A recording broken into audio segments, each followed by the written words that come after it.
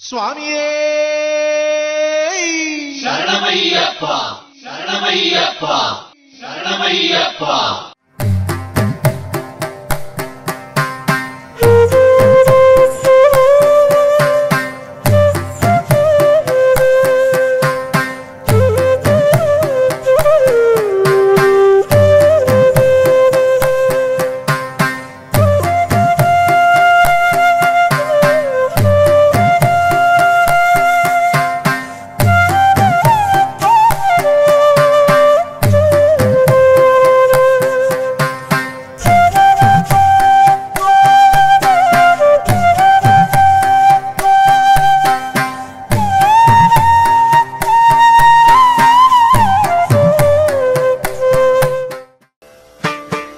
ഹരിവരാസനം വിശ്വമോഹനം ഹരിദധീശ്വരം ആരാധ്യപാദുകം ഹരിവിമർദ്ദനം നിത്യനർത്തനം ഹരിഹരാത്മജം ദേവം. പേട്ട് തുള്ളിയാനന്ദമോടെ മണ്ഡലത്തിൽ മനസ്സറിക്കാൻ വരുന്നേ. അയ്യപ്പ തിന്തകപ്പേട്ട് തുള്ളിയാനന്ദമോടെ മണ്ഡലത്തിൽ മനസ്സറിക്കാൻ വരുന്നേ. ഗണപതിയുടെ തിരുനടയിൽ തേങ്ങയുടെ ചേർ ആടിപ്പാടി ഗംഗവരുന്നേ ശരണമയ്യപ്പ. ഗണപതിയുടെ തിരുനടയിൽ തേങ്ങയുടെ ചേർ ആടിപ്പാടി ഗംഗവരുന്നേ ശരണമയ്യപ്പ. അയ്യപ്പ തിന്തകപ്പേട്ട തുള്ളി ആനന്ദമോടെ മണ്ഡലത്തിൽ മനസ്സറിക്കാൻ ഞങ്ങൾ വരുന്നേ. സ്വാമിയേ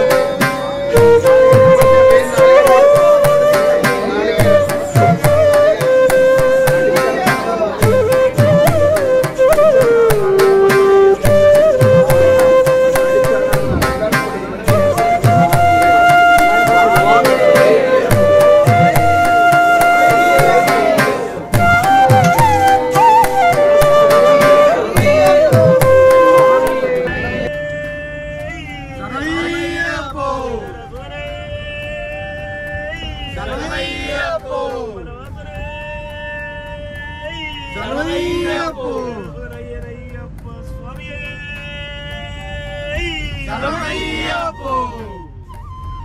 പ്രിയപ്പെട്ടവർക്കും നമസ്കാരം. സ്നേഹക്കൂട് മീഡിയയിലെ പുതിയൊരു അധ്യായത്തിലേക്ക് എല്ലാവർക്കും സ്വാഗതം ചെയ്യുകയാണ്.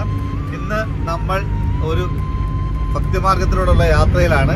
ഞങ്ങൾ സ്നേഹക്കൂട് സ്നേഹസേനയിലെ പ്രിയപ്പെട്ടവരെല്ലാവരും ചേർന്ന് ശബരിമലയിലേക്ക് യാത്ര ചെയ്യുകയാണ്. അതിൻ്റെ ഇപ്പോൾ കോട്ടയത്തു നിന്ന് ഞങ്ങൾ യാത്ര തിരിച്ചു. ഉടൻ തന്നെ ശബരിമലയിൽ എത്തിച്ചേരുന്നതായിരിക്കും. ഇന്ന് രാത്രി ഞങ്ങൾ ശബരിമലയിൽ ചെന്ന് അയ്യപ്പനെ കണ്ടിട്ട് നാളെ തിരിച്ച് സ്നേഹക്കൂടിലെത്താൻ ഒരു പ്ലാനാണ് നടത്തിയിരിക്കുന്നത്. അപ്പം എല്ലാവരും ഞങ്ങളുടെ യാത്ര കാണണം, ആസ്വദിക്കണം, ഞങ്ങൾക്ക് വേണ്ടി പ്രാർത്ഥിക്കണം. നിങ്ങൾക്ക് വേണ്ടി ഉറപ്പായിട്ടും ഞങ്ങൾ പ്രാർത്ഥിക്കുന്നതായിരിക്കും.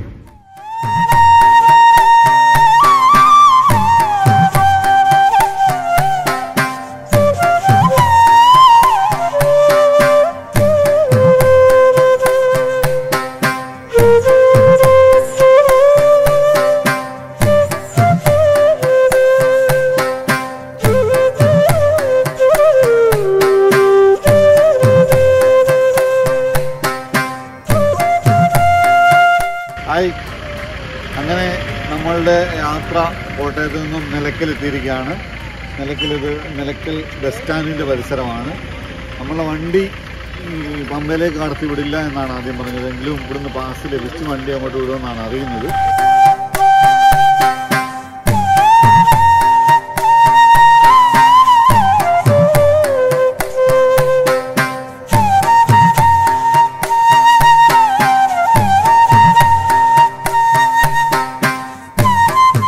ഇതിപ്പോൾ ഞാൻ നിൽക്കുന്നത് നിലയ്ക്കൽ മഹാദേവ ക്ഷേത്രത്തിൻ്റെ ഒഴുകത്തിലാണ്.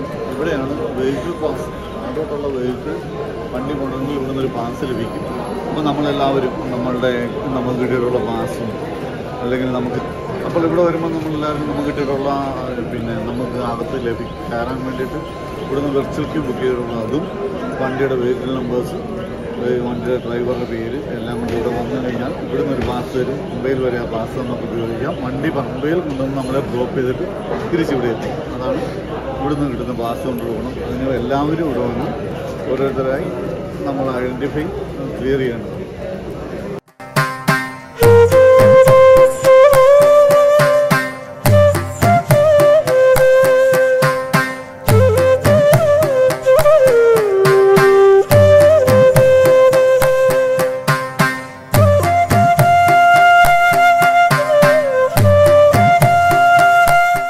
അപ്പം ഇവിടെ നമ്മൾ പരിശോധിച്ചത് നമ്മളുടെ വെഹിക്കിൾ പാസ് കിട്ടാൻ വേണ്ടിയാണ് നമ്മളിവിടെ വന്നത്. പക്ഷേ നമ്മളുടെ RT-PCR ടെസ്റ്റും അല്ലെങ്കിൽ 2 കോവിഡ് വാക്സിൻ എടുത്തതിൻ്റെ സർട്ടിഫിക്കറ്റും ഒപ്പം നമ്മളുടെ വെർച്വൽ ക്യൂവിൻ്റെ ഇതുമാണ് ഇവിടെ നമ്മളെ പരിശോധിച്ച് അവർ പാസ് ഇത് ചെയ്തു, വെരിഫൈ ചെയ്തിട്ട് നമുക്കിപ്പോൾ വെഹിക്കിൾ പാസ് തരികയാണ്.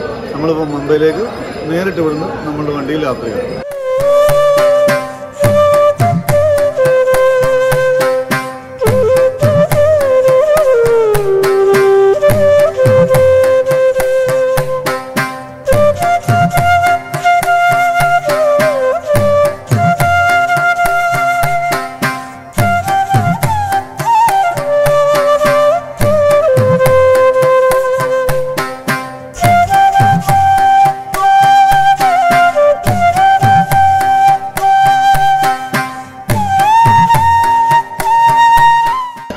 ഇതാണ് ഇവിടുന്ന് നിലയ്ക്കൽ നിന്ന് ലഭിക്കുന്ന വെഹിക്കിൾ പാസ്. ഇതാണ്. ഇതിൽ വണ്ടിയുടെ പേരുണ്ടാവും, ട്രാവൽ ചെയ്യുന്ന പാസഞ്ചേഴ്സിൻ്റെ എണ്ണം ഉണ്ടാവും, പിന്നെ ഡ്രൈവറുടെ പേരില്ല, നമ്മുടെ ഇന്നത്തെ ഡേറ്റ് ഉണ്ടാവും, ഇത്ര ഉണ്ടാവും ഇതിനകത്ത്.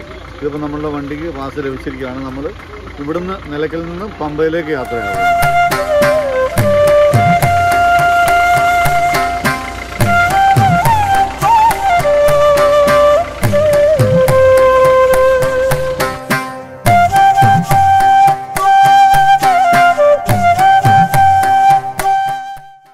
അപ്പോൾ നമ്മളെ വണ്ടി നമ്മളെ നിലയ്ക്കൽ നിന്നും പമ്പ വരെ കൊണ്ടുവിട്ടിരിക്കുകയാണ്. ഇനി പമ്പയിലേക്കുള്ള പുണ്യ പമ്പാ നദിയിലേക്കുള്ള യാത്രയാണ്. താഴെയാണ് പുണ്യ പമ്പാ നദി. അവിടെ നമ്മൾ കുളിക്കണം എന്നുണ്ട്. പക്ഷേ ഇപ്പോഴത്തെ സാഹചര്യത്തിൽ കുളിക്കാൻ സാധിക്കുമെന്നറിയില്ല. കക്കിടം തുറന്നു വിട്ടതിനാൽ വെള്ളപ്പൊക്കം കൂടുതലുള്ളതിനാൽ കുളിപ്പിക്കാൻ അനുവദിക്കുമെന്നറിയില്ല.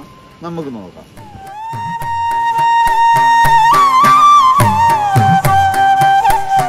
ഇതാണ് ത്രിവേണി പാലം, പമ്പയ്ക്ക് കുറുകെയുള്ള പാലമാണിത്, ത്രിവേണി പാലം. അപ്പോൾ നമ്മൾ പാലത്തിന് മുകളിൽ കൂടെയാണ്. നമ്മൾ പ്രതീക്ഷിച്ച പോലെ തന്നെ പമ്പയിൽ വെള്ളക്കൂടുതലുള്ളതിനാൽ കുളിക്കാൻ സാധിക്കുകയില്ല. പുറമെ നിന്ന് കാണാൻ മാത്രമേ സാധിക്കുകയുള്ളൂ.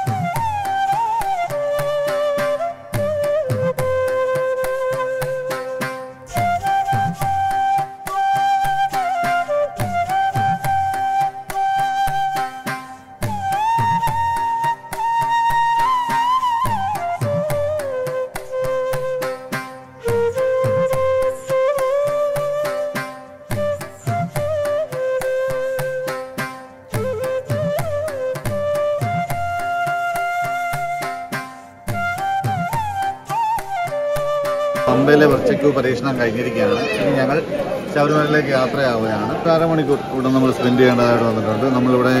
നമ്മൾ വെർച്വൽ ക്യൂവിൻ്റെ ഓൺലൈൻ വെർച്വൽ ക്യൂ ബുക്ക് ചെയ്ത ആ റിസിപ്റ്റാണ് ഇവിടെ കാണിക്കേണ്ടത്. ഇവിടെ കോവിഡിൻ്റെതായ ഒന്നും പരിശോധിക്കുന്നില്ല, പക്ഷേ അത് മാത്രമാണ് പരിശോധിക്കുന്നത്.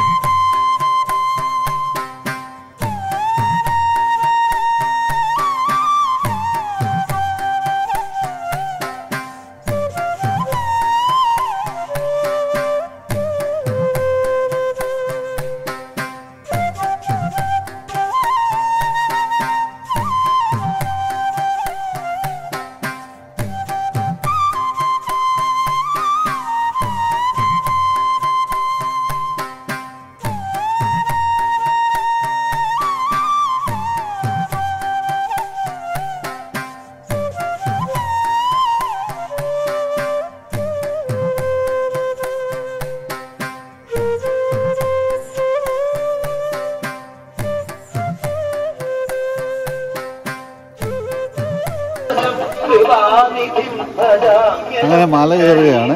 ഇവിടെ ഇടയ്ക്കൊക്കെ ട്രോൾ ആൾക്കാർ പറയുന്നുണ്ട്, പക്ഷെ അത് ട്രോളുകയല്ല, അത് ട്രോളിയാണ്. തന്നെ മല കയറാൻ വയ്യാത്തവർക്കായി 4 പേർ ചുമന്ന് കൊണ്ടുപോകുന്ന കസേരയിൽ ചുമന്നു പോകുന്ന ഒരു പരിപാടിയാണ്.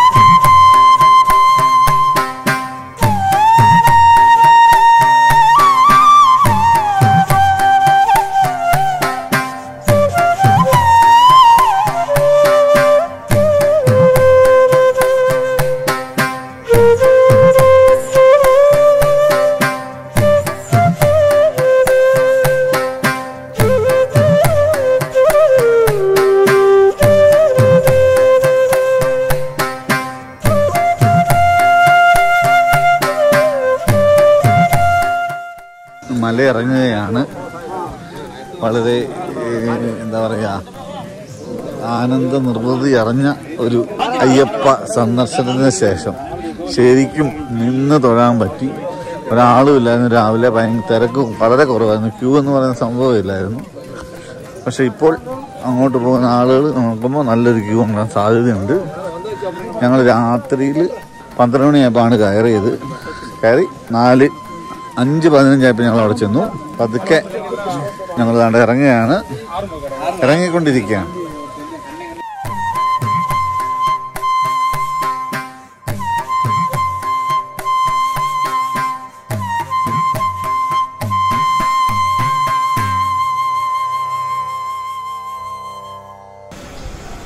മക്കളെ ബെല്ലൂടെ നട്ടിട്ട് വേണേ പോവാന്.